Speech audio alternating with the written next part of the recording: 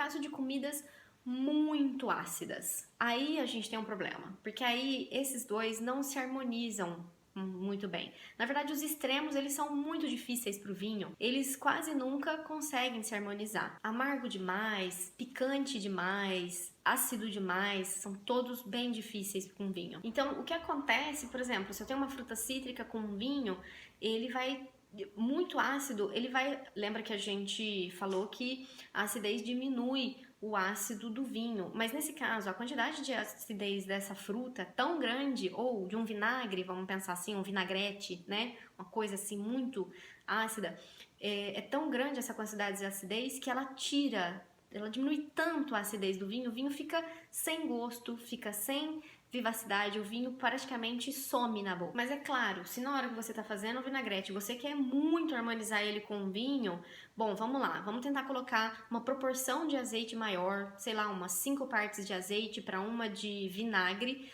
e colocar aí outros elementos nessa vinagrete para poder equilibrar o prato e ele não se tornar ou seja, um pouquinho de sal pode equilibrar e ele não se tornar uma característica extremada. Aí ele virou uma característica equilibrada, né? E aí a gente pode tentar harmonizar ele com vinho.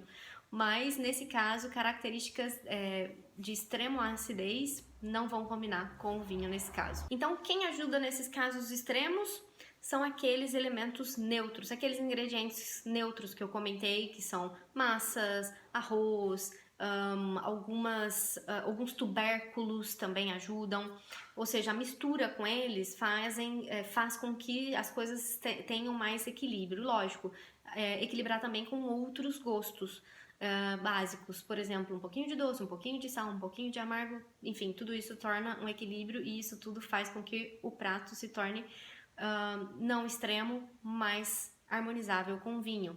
Então, a dica principal de hoje é: para eu não errar na harmonização, fuja desses extremos.